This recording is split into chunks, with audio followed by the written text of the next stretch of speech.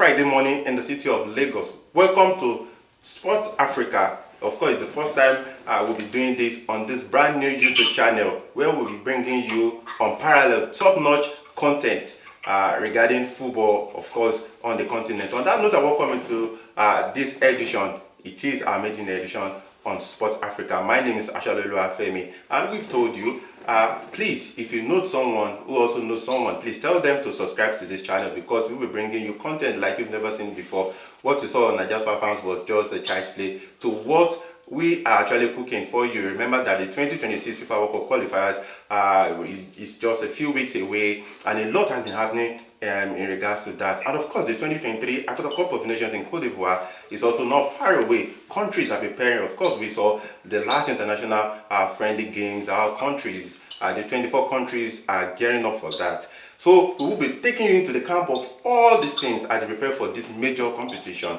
So Cote Ogundari joins us via the phone, and James Agberebi is physically here with me in the studio. James, you're welcome. Thank you, Femi. Happy to be back in the studio after a while. And a good one. We're launching a new, YouTube channel. Yeah. So our fans should expect the best from us as usual. Okay, Cote Ogundari is on the phone. Cote, you're welcome to the show. Thank you very much, Shani. It's always a pleasure to be here.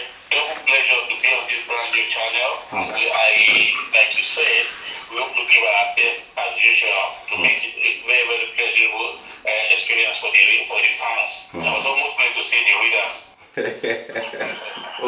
Okay, so please subscribe to this channel. Tell someone. Those on Nigeria's fans forum, please tell them that we are gradually migrating to this brand new YouTube channel where you will see content like you've never seen it before. Okay guys, let's cut straight into it. And Cote, I'll start with you. Remember that Francis Uzo, of course, is still in the news. All that happened during the last international friendly have not gone away. And yesterday, maybe he swallowed the humble pie and he went on social media to apologize to Nigerians because after the criticism he received over his howler against Saudi Arabia, he went on to say that if it is easy that Nigerians, those who are criticizing him, should do enough and get signed to a club in Europe, and that didn't sit well with a lot of people. But yesterday, he came out to say he was sorry that he's somehow let down people who have supported him throughout his career. Well, most importantly, without appearing to flog the dead horse, since he has apologized, but the fact was when this issue happened, I said it openly that what he posted was in bad taste. He shouldn't have done that because some of these guys don't even understand what it is dealing with the public. Some of them don't even have people who are doing their publicity for them. They just pick a phone and treat whatever it is that they feel like they have at every point in time. But thankfully, good reason prevailed, and he has now taken it back because in the public part, you can never defeat the people. You are in the national team because the people want you there. There's a level of noise and outrage that the people will make that the handlers of national team will find it difficult to include you in the team.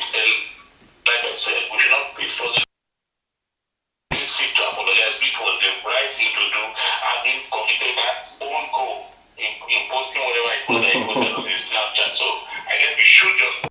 Okay, James, let's talk about Zimbabwe. Of course, the 2026 FIFA World Cup qualifiers, and we've learned that Zimbabwe will be hosting Nigeria in Rwanda, Kigali, because none of their facility has been approved by CAF or FIFA for that qualifier. So in the first game, I think that will be November 17th.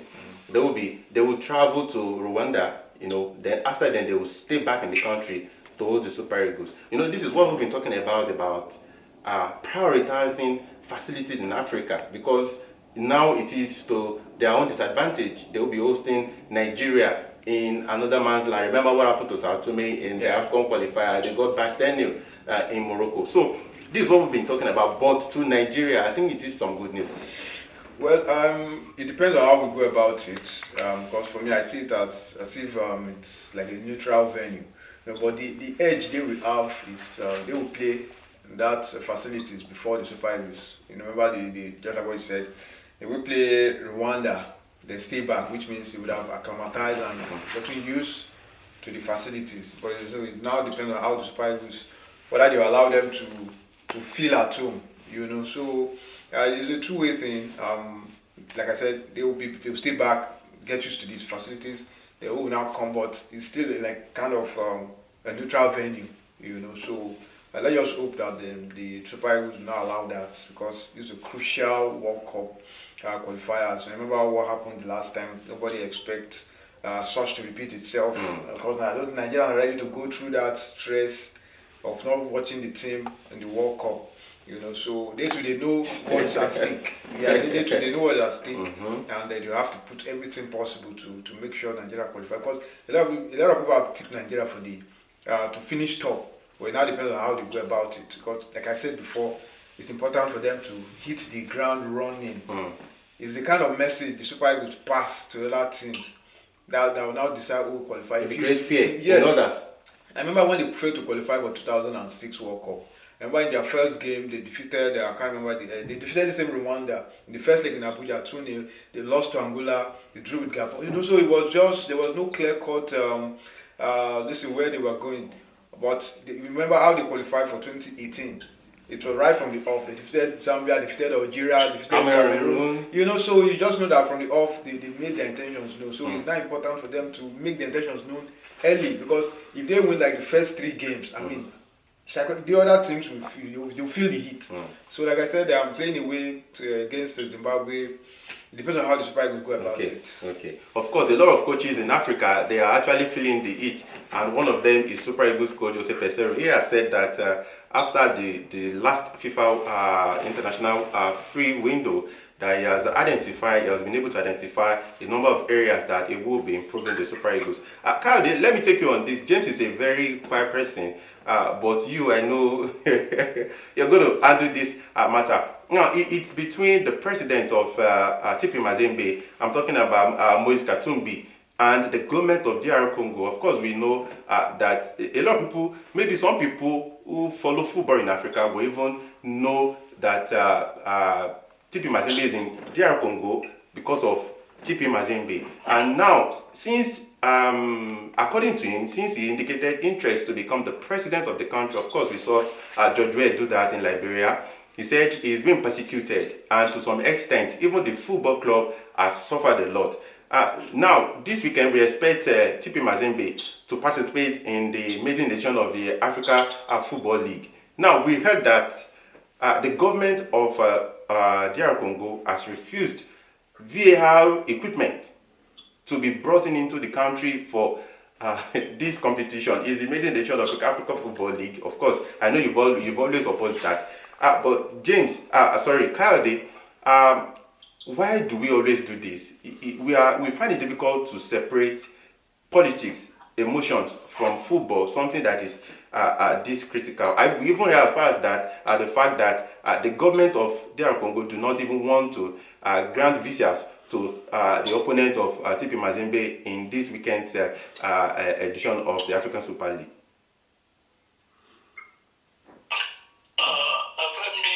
In political science, there's something they call the zero-sum game. That's the winner takes all. That's the approach to power in Africa. It's always about who wins political power. They think they are the beginning and the end of everything within their space. So if the government flows sufficiently threatening that somebody is coming to challenge the authority of the sitting government, somebody who has money, who is looking for power. So it is the same story all over Africa. You see this happening all over Africa. So I am not surprised. Where the only thing that beats my imagination is not understanding that by denying this VAR equipment, by denying the opposing team from entering the Congo, they are doing much more harm to the image of the country than the persecution of their political opponent. Because now, what kind of country do you think that would be if ordinary football team that is coming to play a match, you want to deny them entry simply because you do not like the face of the guy who wants the club they are coming to play? That for me is taking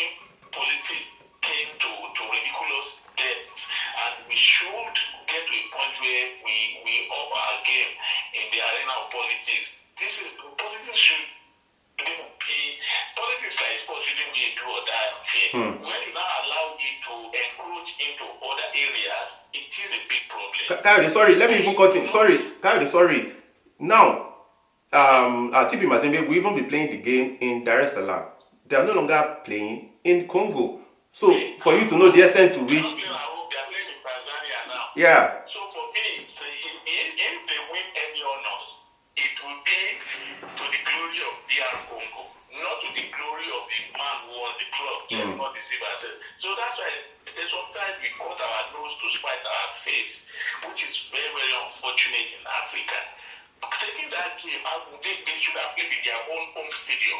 The TP Mazembe has a stadium where they could have played. That home court advantage would have counted for something.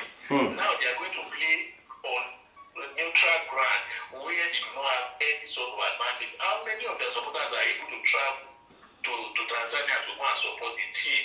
No matter how rich the owner of the club is, it will be outside the purview of his investment to say he's taking the whole supporters from DR Congo to Tanzania to go and support it. It doesn't make a business sense, maybe. And we in Africa, we have not grown economically to the point where we travel across borders to go and watch our teams play.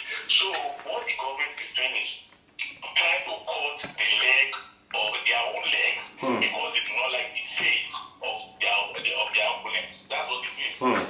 Okay. James, let's go to Zambia. Now, there has been an issue between the former Chibolopolo coach, talking about Augustine Ahinful, and the Zambia Football FA. He was contracted to take charge of the team between from February 2022, but unfortunately, he was sacked in September. You know how most FA in Africa do their things. Then it was sacked wrongfully, according to him. What they were supposed to pay him at that time was $40,000. And then the FA came out to say that they were knowing him, that he was supposed to be the one to remit $20,000 to the FA. So he went to FIFA. FIFA gave a judgment in favor of Ahinful. Then the FA came out, they discarded the judgment. They said it was given by just a single judge. Like we do these things here. Now, Ahinful has gone to the Court of Arbitration for Sport. And Court of Arbitration for Sport has ordered the Zambian FA to pay $1.1 million. Yes. These are issues that we talk about every day on this platform.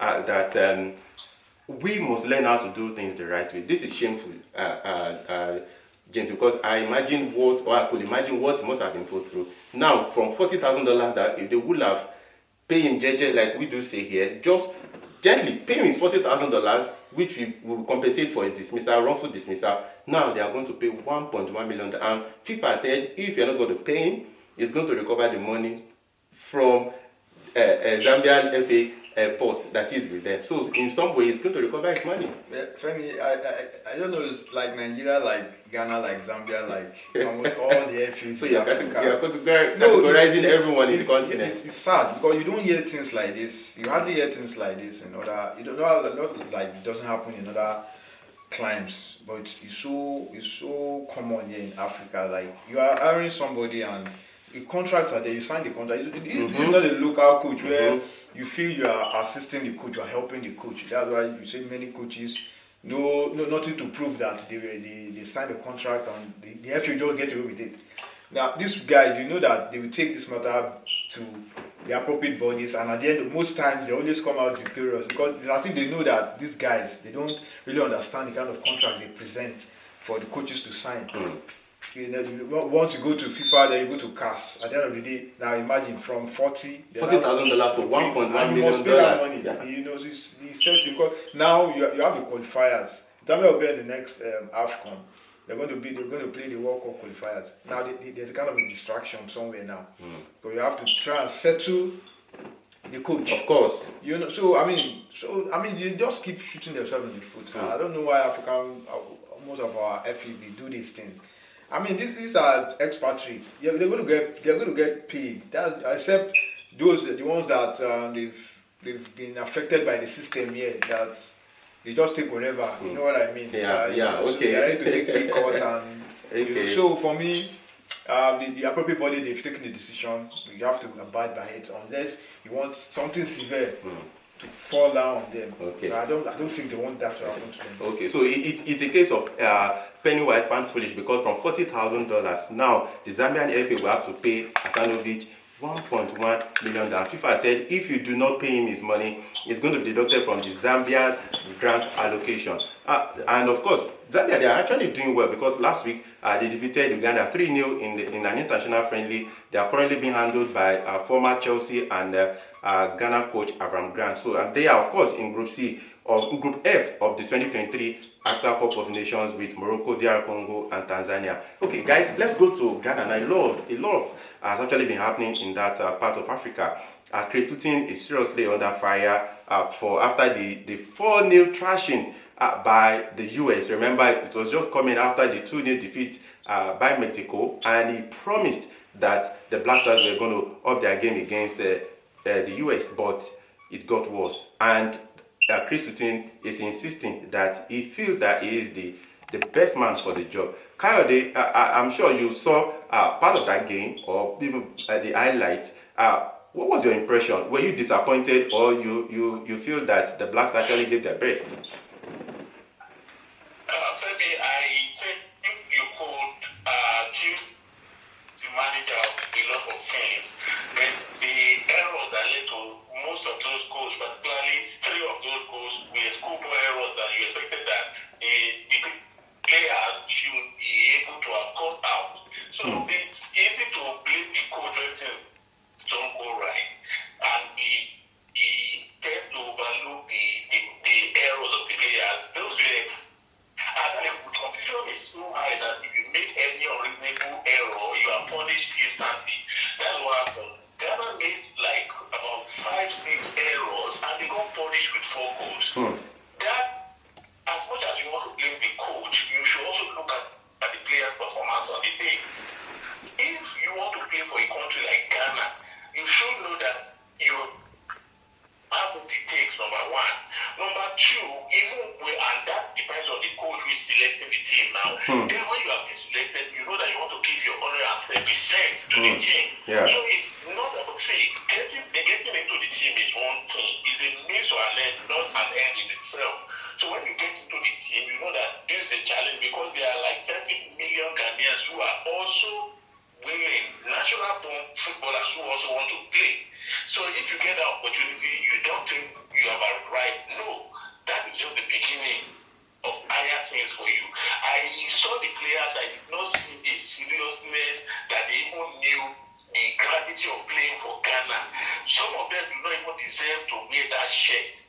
And if you look at that team, as much as I actually want Ghana to win the next AFCON, let's remove sentiments. Those players did not play like a team that wants to win even a World Cup, let alone the AFCON. They did not show any sign. Yeah, that's making very, very brutal. They did not show any sign that they wanted to. Because, I mean, you cannot be doing some of the nasty things they were doing on the pitch and you expect the coach to bear the brunt.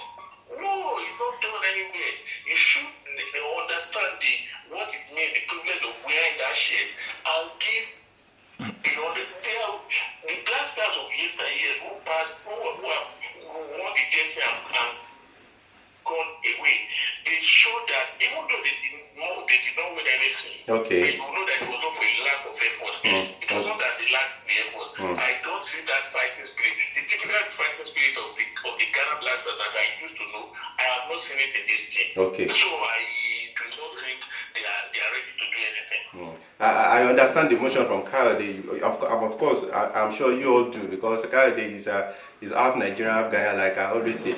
James, let's talk about the Black Stars. Of course, I also saw the highlights of that game, and I feel that as much as the Black Stars need to improve, now the attacking part has been what we've talked about. Remember, you and I, even at Cote, we've talked about Naki Williams' effectiveness in the team. And Chris Hughton came out to defend Naki Williams. He said it's because he has not been getting the right service. And now that takes me to the issue of Edin Ketia. Remember, I don't know, he hasn't shown interest yet in playing for the Black Stars. I think he's still praying and fasting that Southgate will just love him overnight, then maybe made him to bench Hurricane and all that. But do you think Ghana should, at this point, try to bring in, maybe convince Edin Ketia, maybe about the project that they have for the Black Stars and bring it to the team? Because in terms of goals, we talked about that all through the AFCON qualifiers. The Black Stars, they've fallen short of getting as many goals as they are supposed to.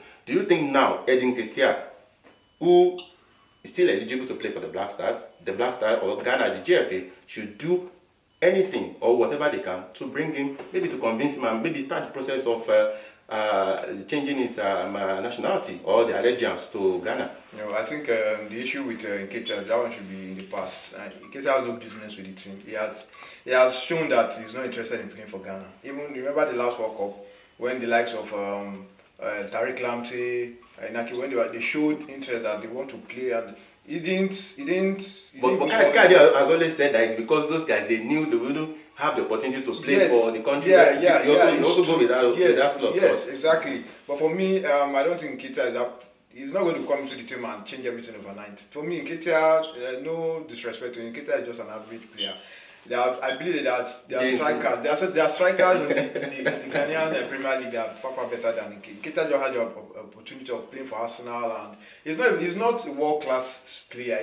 He's not even close to Asamoah Gyan. What Asamoah Gyan was able to achieve. But Asamoah Gyan is no longer in the team, and the person has not been able to produce another Asamoah Gyan. That's what I'm telling you. That it's about interest. Nketiah has no interest in playing for Ghana. He has no interest.